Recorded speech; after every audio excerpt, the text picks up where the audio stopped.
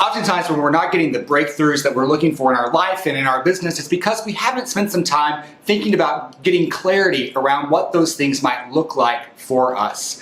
And clarity is often not achieved because we haven't really thought about what we value in our life right now. And what we value in our life right now can be very different than what we valued last year, the year before, or even before that. But we have to take a minute and think, what do I value right now? And I think this is a great time of year to stop and reflect on what is clarity, what is value to us right now. You know, a few years ago, like 6 years ago, I can say that I was living my life on a scale of 1 to 10, probably somewhere around a 2. There was a morning when I woke up and my significant other looks at me and says, "Babe, we've got 23 cents in the bank. What are we gonna do?"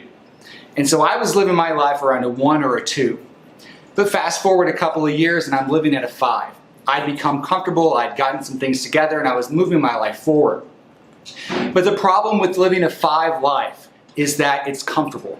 And when you get comfortable, you get into these deep ruts, and deep ruts lead to stagnation, and before you know it, you're 30 years into a career, you don't know where the time has gone, and you finally realize after 30 years, maybe this is not where you really wanted to end up. I think that the way you avoid that is by looking at what you value right now. Really evaluate what's important to you. And I know as entrepreneurs, we often think about what is valuable to us right now. We go to the business plan or the strategic vision or the mission statement. But I really think it's more simple than any of those things. I really think it's as simple as just looking at our lives and saying, what is important to me now? Is your family important? Is the impact that you're making important? Are you leaving a legacy behind that you can be proud of, that your kids will be proud of? I really think it's really as easy as just getting in touch with who we are at the core. And when I talk to folks about this, I think there's a little bit of guilt that gets put into us because I'm in transition. People say that all the time, well, I'm in transition, and all the time there's a little guilt and a little bit of shame around the transition period. But I just want to remind you that life is made up of seasons. And seasons change, and it's okay. And yes, there are days, I live in Austin, Texas, and sometimes when the seasons are changing, I may start my day in multiple layers and all bundled up, and by the afternoon, I'm wearing shorts and a t-shirt. That's just how it goes. It's a little messy, it's a little wonky, just like the seasons in our lives can be messy and wonky and a little bit confusing. But know that your seasons are going to change, and that's okay. That's just part of the process.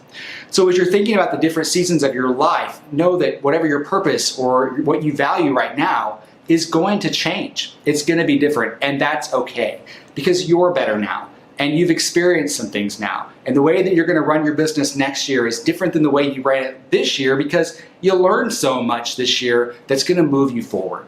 So don't feel guilty and don't feel ashamed that you're in transition or that you're moving or that you're changing your mind. I think one of the great curses of entrepreneurship is we often get accused of, well, you're always changing things up, as if that's a bad thing. And that's a great thing because you've always got to be looking at the season that you're in and adjusting and preparing for what's coming down the road.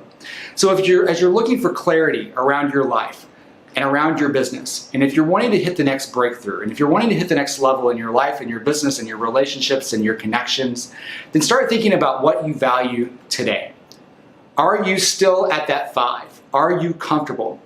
Well, what does 10 look like for you? And if you can't think about 10 right now, what does 6 look like for you? What's just that next right thing that you can do to start moving in a different direction? One of the greatest favors that anybody ever did for me was they said, Chad, it's time to reset your ambition. You're living at a 5. You've got to reset your ambition and start thinking about what that 7 looks like. And what are the steps that you're going to take today to start making that 7 a reality? And that, my friends, is getting clarity. That is getting clarity around what's important to you. That's going to bring clarity to your life and to your business. And it's just going to work together more beautifully when you're in touch with what it is that you're wanting. Stop sending the universe confusing messages. Send one clear message, but spend the time, do yourself a favor of spending the time and getting an idea of what that's going to be. Write that down, put that out there, and let the universe know that this is what I want.